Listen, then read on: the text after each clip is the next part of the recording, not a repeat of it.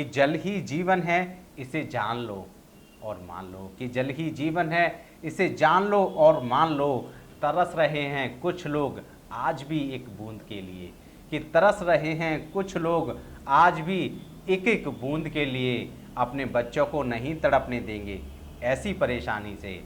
ऐसा अब ठान लो कि जल ही जीवन है, इसे मान लो। नमस्कार दोस्तों, मैं हूं राजेश आर्य और आप देख रहे हैं बड़े चलो न्यूज। जल ही जीवन है, इस कहावत को सुनते अरसा हो गया है। इस कहावत को हम बचपन से ही सुनते आ रहे हैं और बड़ी अच्छी हमें लगती है।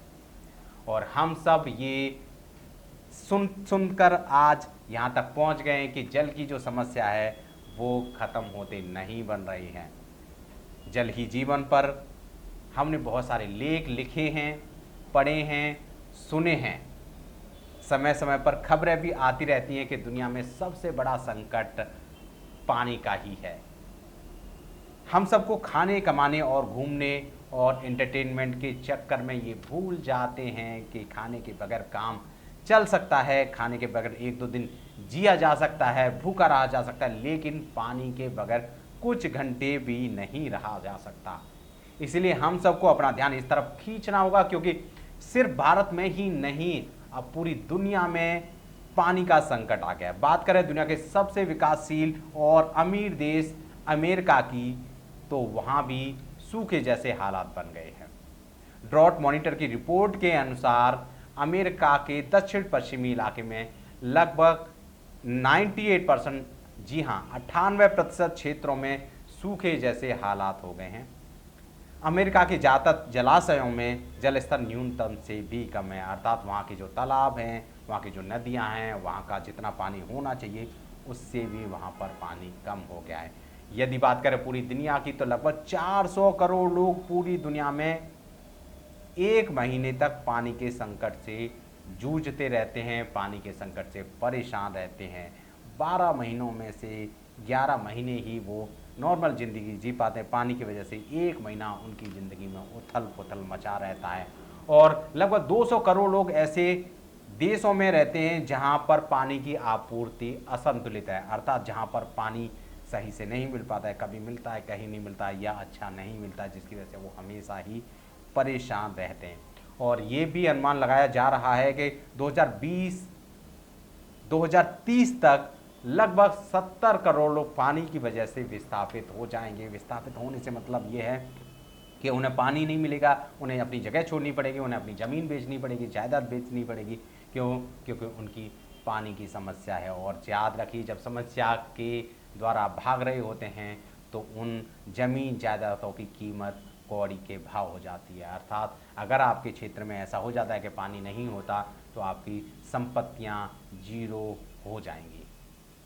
समस्या इतनी बड़ी है, लेकिन लोगों और उनके घर वालों, दोस्तों पर इसका कोई भी असर नहीं पड़ता दिख रहा है। अब भारत की बात की जाए तो महाराष्ट्र में कई क्षेत्रों में 3 दिन में सिर्फ 15 लीटर पानी ही मिल पा रहा है। जी हाँ, ये बात की जा रही है अभी की। महाराष्ट्र के कई क्षेत्रों में एक व्यक्ति को 3 दिन में सिर्फ 15 लीटर ही पानी मिल पा रहा है।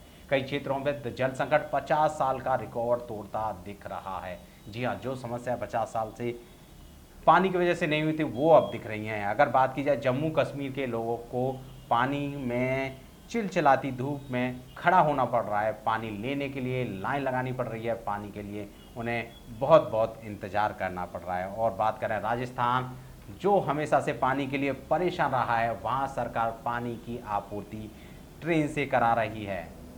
और अब बात की जाए देश की राजधानी दिल्ली की, तो दिल्ली में यमुना से पानी मिलता है और यमुना का स्तर बहुत कम हो गया है, जिससे आपूर्ति नहीं हो पा रही है। दिल्ली में 125 mld पानी की ज़रूरत होती है, लेकिन कुछ दिनों से दिल्ली को 60-70 mld पानी ही मिल पा रहा है, जिससे कई इलाकों में पानी नहीं पहुंच पा रहा है। त्रासदी मची हुई है। लोग पानी खरीद पाते हैं, पी लेते हैं, लेकिन वेस्ट करने से कभी नहीं चूकते। अनुमान लगाया जा रहा है कि जिस तरह से बैंक में पैसे को जमा किया जाता है और ज़रूरत पड़ने पर निकाल कर उनका यूज किया जाता है, कहीं पानी के साथ भी ऐसा ना करना पड़े। इसलिए इस समस्या से बचने का एक ही उपाय है, वो है पानी का बचाव करना। पानी वेस्ट नहीं करना है और वेस्ट होने से बचाना है। चलो जानते हैं कि जाने अनजाने में कैसे पानी बर्बाद होता है। पानी पीना एक गिलास होता है, आधा गिलास होता है, हम एक गिलास लेते हैं, फिर जो बाकी बचता है उसको वेस्ट कर देते हैं। तो ऐसी चीज़ों पर ध्यान रखना है कि हमें जितना ज़रूरत है हम उतना पानी लें, वेस्ट ना करें। बर्तन धोने में कई बारी बहुत पानी बर्बाद होता है, तो कोशिश ये भी की जा सकती है परिवार में कम बर्तन गंदे करें, काम कम भी होगा और पानी का भी बचाव होगा। एक सर्वे कहता है कि एक व्यक्ति जितना पानी नहाने में खर्च करता है, लगभग उसका आधा पानी वो कुल्ला करने में, सुबह सुबह हाथ मुंह धोने में खर्च कर देता है, लेकिन उसके बाद वो फिर से नहाता है। तो क्यों ना दोनों काम एक साथ ही कर लिए जाएं, तो उससे भी पानी का बचाव हो सकता है। भारत में फ्लश करने में भी बहुत सारा पानी बर्बाद होता है, कई देशों में इस पानी को भी बचाया जाता है। गाड़ी धोना एक ऐसी प्रक्रिया है जो आपकी शान में आप करते रहते हैं। आपकी गाड़ी बहुत क्लीन होनी चाहिए, अच्छी होनी चाहिए, साफ दिखनी चाहिए, इसलिए आप पानी बर्बाद करते हैं। सरकार ने इस पर पाबंदियां लगा रखी हैं, लेकिन फिर भी लोग नहीं मानते, गाड़ी को पानी से धोते हैं। इससे गाड़ी का कलर भी ख़राब होता है, पेंट खराब होता है, लेकिन उन्हें गाड़ी की चमक दिखाई देती है, उसकी वजह से जो पानी बर्बाद हो रहा है वो दिखाई नहीं देता है। तो हम गाड़ियाँ न धोकर उन्हें पोंछ कर भी साफ़ कर सकते हैं और पानी बचा सकते हैं। आरओ, आज हर घर में आरओ दिखाई देता है। आरओ की वजह से हम साफ़ पानी पी पाते हैं, हमें ऐसा लगता है, लेकिन आरओ जितना पानी आपके पीने के लिए निकालता है उससे कहीं ज़्यादा वेस्ट भी कर देता है। तो हमें उस पर भी ध्यान देना होगा। कई कंपनियां, कई लोग इस पर काम कर रहे हैं, वो आरओ के पानी को फिर से यूज में लाते हैं।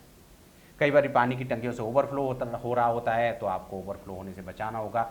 ये मेरे कुछ आइडियाज़ थे जिनको मैंने आपको बताया, लेकिन आप मुझसे भी ज़्यादा समझदार हैं। आप पानी को बचाने के उपाय खुद ढूंढ सकते हैं, लोगों को बता सकते हैं, समझा सकते हैं। कुल मिला के हमें पानी को बर्बाद होने से बचाना है। पानी बर्बाद सिर्फ हम सब नहीं करते। जो सरकार करोड़ों रुपए खर्च पानी बचाने के लिए कैंपेन चलाने और टीवी, रेडियो और अखबारों में इश्तिहार देने पर करती है, उसी सरकार के ऑफिसों में पानी बहुत वेस्ट होता है। सरकारी नलों से हमेशा पानी लीक होता रहता है। आपने देखा होगा कि सरकारी नल जहाँ पर हैं वहाँ पानी लीक होता रहता है और कोई देखने वाला वहाँ नहीं था। पानी की लाइनें टूट जाते हैं, कई कई दिन पानी भर भर कर निकलता रहता है।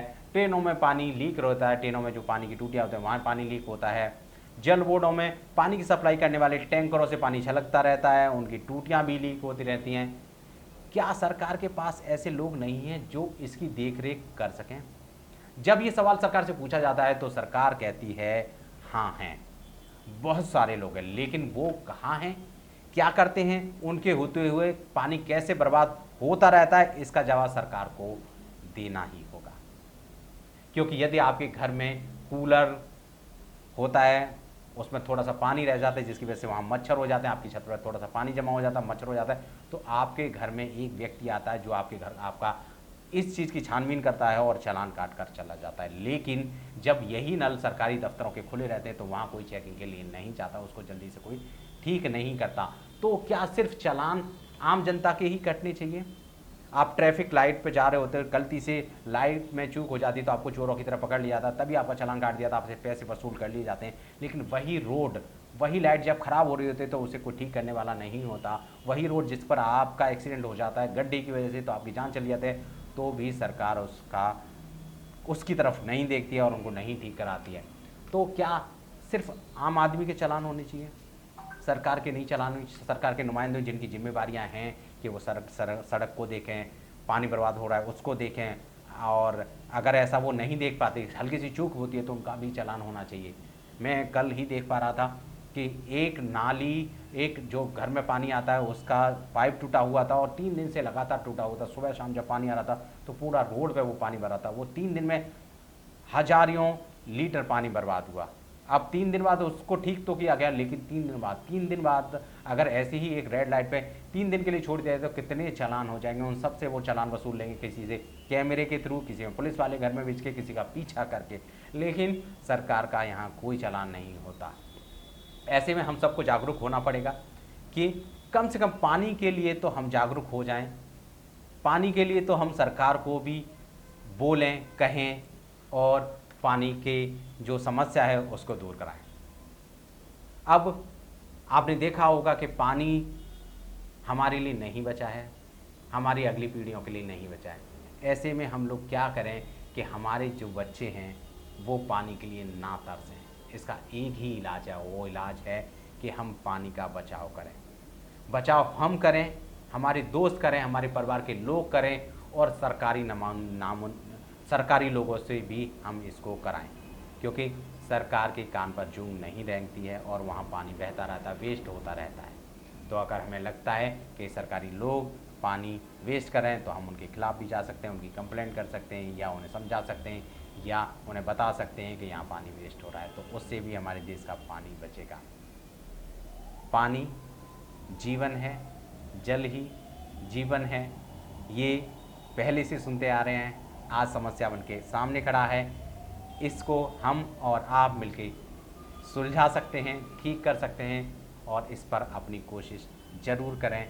क्योंकि आपके बच्चों के पास आप खाना छोड़ के जाएंगे, पैसा छोड़ के जाएंगे, रोटी कपड़ा मकान छोड़ के जाएंगे, लेकिन पानी नहीं होगा तो वो रोटी कपड़ा और मकान का क्या करेंगे। ये आप अच्छे से जानते हैं कि खाने के बगैर काम चल सकता है, लेकिन पानी के बगैर नहीं चल सकता। आपके बच्चों के पास हो सकता है घर मकान सब कुछ आप अच्छा छोड़ के आएँ अगर, लेकिन उनके पास पानी नहीं होगा तो वो कैसे जी पाएंगे। तो कम से कम पानी की वजह से तो कोई नहीं मरना चाहिए। मैं राजेश आर्या ऐसी ही खास खबर लेके आता रहूँगा आपके लिए। ऐसी खबरें देखनी हैं तो चैनल को सब्सक्राइब कर लें। क्योंकि ऐसी खबरें सिर्फ बड़े चलो न्यूज़ पर ही मिलने वाली हैं। मैं राजेश आर्या फिर मिलूँगा ऐसी किसी खास खबर के साथ। तब तक के लिए नमस्कार, बाय बाय, टेक केयर और बड़े चलो।